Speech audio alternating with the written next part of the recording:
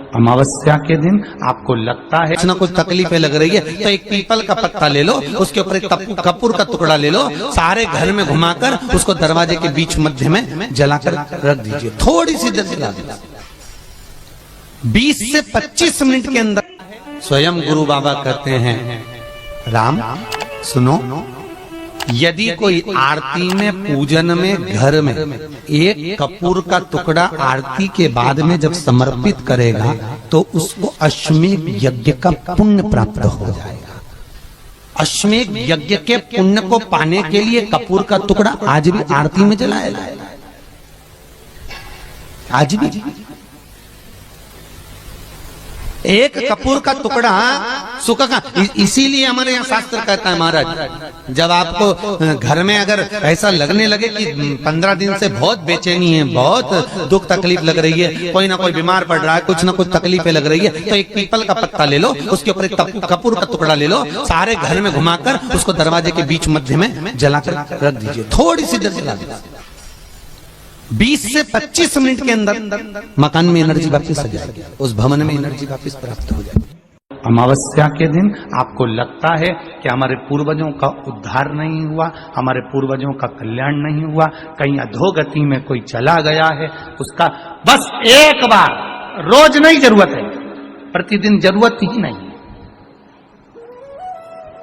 महीने में एक बार अगर अमावस्या के दिन भी आपने चंदन के थोड़ा सा चंदन अगर मेरे देवाधिदेव महादेव को 7 स्थान पर समर्पित किया है। अशोक यहाँ पर वर्णन कर रही है, मैना, धन्य और कला की कथा कह रही है। तीनों ने सनकादि ऋषियों से मांगा। चंदन भगवान को अति प्रिय होता है और चंदन ही एक ऐसा होता है जो पितरों को भी प्रिय होता है, जिसका स्पर्श मात्र लगने से पूर्वजों का कल्याण हो जाता है। वो चंदन का 7 स्थान शिवलिंग के बताए हैं, जहां पर भूल से भी अगर कोई चंदन की उंगलियां लगा देता है, 7 स्थान ऐसे हैं जहां चंदन की मात्र उंगलियां लगा देने से ही शिव पितृलोक के पितरों को मुक्ति प्रदान करके वैकुंठ लोक का निवास दे गया। 7 स्थान।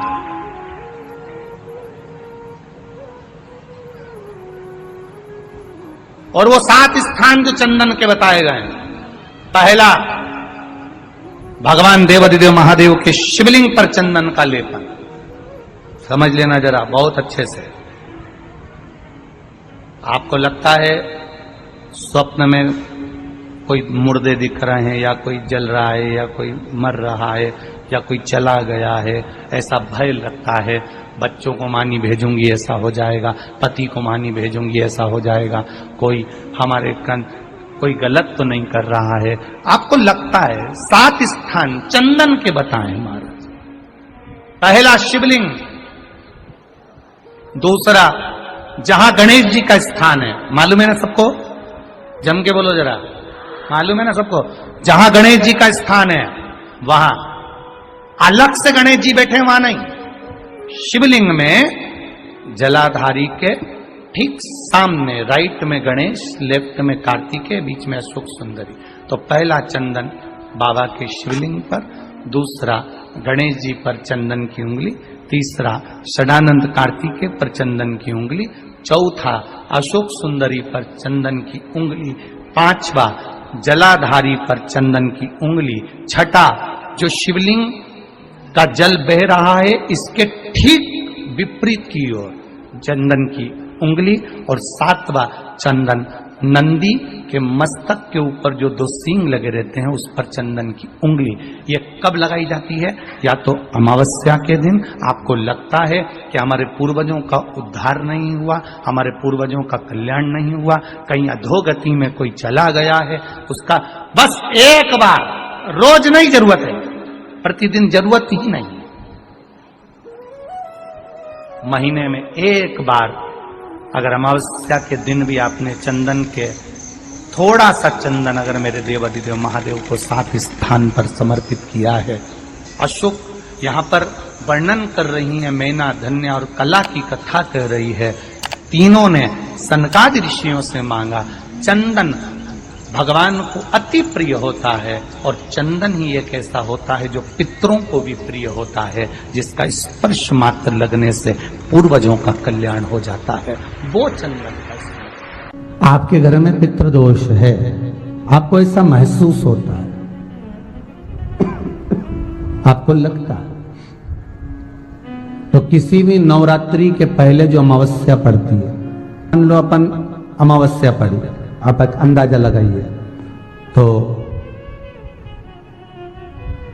जिस दिन अमावस्या रहे उस दिन चावल की कटोरी में एक कपूर का टुकड़ा रख दीजिए महाराज, छोटा सा, और कपूर का टुकड़ा रखकर उस कपूर को दरवाजे के बाहर कटोरी में ही, चावल रखी हुई कटोरी में ही उसको पितरों का स्मरण कर कर जला दीजिए। और जलाने के बाद उस चावल को कहीं भी किसी भी वृक्ष की छांव में पक्षियों के लिए डाल दीजिए। शिव महापुराण की कथा कहती है, अगर मान लो पितृ आपको कष्ट दे रहे हैं, पितृ आपको तकलीफ दे रहे हैं, कोई काम नहीं होने दे रहे हैं, या कहीं आपको ऐसा लगता है कि पितरों का दोष है, तो वो पितृ दोष देवी, अब ये जो आप करेंगे ये कब कर रहे हैं? अमावस्या के दिन आप उसको रख रहे हैं, अमावस्या के दिन उसको रखकर रात भर आपने रखा कपूर के साथ में, सुबह एकम पड़ गई, नवरात्रि लग गई, उसी दिन उसको जलाकर आपने पटक दिया। अर्थात उससे देवी और पितृ इन दोनों का आशीर्वाद जो प्राप्त होता है, तो घर में से पितृदोष समाप्त होकर लक्ष्मी की वृद्धि प्रारंभ हो जाती है, कार्य में सिद्धता आ जाती है। मान लो अगर पितृदोष है तो करो, नहीं है बड़े अलमस्ती से रहो, तो ये पितृदोष का स्मरण। तो यहाँ शास्त्र कह रहा है कि पितरों का जो लोक होता है, पितर जो लोक होता है, उस पितृलोक में 64 योगिनियां प्रवेश नहीं करती। शिव महापुराण कर रही है, शंकर की कथा कर रही है। एक छोटा सा उपाय अवश्य करिएगा। मान लो आपको लग रहा है कि आपके घर में पितृदोष है, आपको ऐसा महसूस होता है, अमावस्या पड़ती है, चावल की कटोरी में एक कपूर का टुकड़ा रख दीजिए मान, छोटा सा, और कपूर का टुकड़ा रखकर उस कपूर को दरवाजे के बाहर कटोरी में ही, चावल रखी हुई कटोरी में ही उसको पितरों का स्मरण कर कर जला दीजिए। और जलाने के बाद उस चावल को कहीं भी किसी भी वृक्ष की छांव में पक्षियों के लिए डाल दीजिए। शिव महापुराण की कथा कहती है, अगर मान लो पितृ आपको कष्ट दे रहे हैं, पितृ आपको तकलीफ दे रहे हैं, कोई काम नहीं होने दे रहे हैं, या कहीं आपको ऐसा लगता है कि पितरों का दोष है, तो वो पितृ दोष देवी, अब ये जो आप करेंगे ये कब कर रहे हैं? अमावस्या के दिन आप उसको रख रहे हैं, अमावस्या के दिन उसको रखकर रात भर आपने रखा कपूर के साथ में, सुबह एकम पड़ गई, उसी दिन उसको जलाकर आपने पटक दिया। अर्थात उससे देवी और पितृ इन दोनों का आशीर्वाद जो प्राप्त होता है, तो घर में से पितृदोष समाप्त होकर लक्ष्मी की वृद्धि प्रारंभ हो जाती है। अमावस्या के दिन प्रदोष काल में, प्रदोष के समय पर, प्रदोष काल में शाम के समय पर जाकर किसी भी नदी, तालाब, बावड़ी, कुआं, कहीं ना कहीं जो आपके पास में हो, वहां पर एक घी का दिया, बत्ती का मुंह दक्षिण की ओर कर कर अवश्य जला कर जाना, सारे पितृ दोष समाप्त हो जाएगा। अगर नदी, तालाब, बावड़ी, कुआं नहीं है तो पीपल का वृक्ष हो या बेलपत्री का वृक्ष हो या बट का वृक्ष हो, उसके नीचे लगा दो प्रदोष काल में। पर अमावस्या के दिन लगाएं जरूर। क्यों? क्योंकि अमावस्या 16 दिन तक पितृ मृत्यु लोक में आने के बाद में भोजन ग्रहण करते हैं।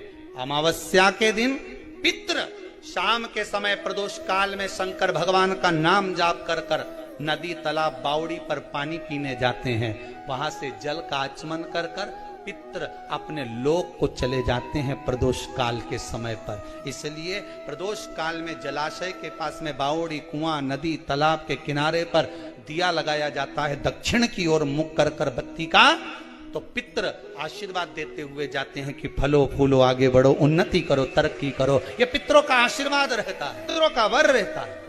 आप देंगे, कुछ करा ना करा, फिर अमावस्या के दिन उस दिन दिया दक्षिण की ओर बाती का मुख कर कर। 7 स्थान ऐसे हैं जहां चंदन की मात्र उंगलियां लगा देने से ही शिव पितृलोक के पितरों को मुक्ति प्रदान करके वैकुंठ लोक का निवास दे रहे 7 स्थान, और वो 7 स्थान जो चंदन के बताए गए हैं। पहला, भगवान देवाधिदेव महादेव के शिवलिंग पर चंदन का लेपन। समझ लेना जरा बहुत अच्छे से। आपको लगता है स्वप्न में कोई मुर्दे दिख रहे हैं, या कोई जल रहा है, या कोई मर रहा है, या कोई चला गया है, ऐसा भय लगता है। बच्चों को मानी भेजूंगी ऐसा हो जाएगा। जिनके यहाँ पितृदोष होता है, काल सर्प दोष होता है, वास्तु दोष होता है, उनको ज्यादा कुछ नहीं करना होना। महाराज एक बेल का फल लीजिए, उसके अंदर का जो गुर्दा होता है, अंदर का जो भाग होता है, उसको निकाल लीजिए और उस बेल के फल में आटा सेक कर उसमें शक्कर मिलाकर उसको उसके अंदर भर लीजिए।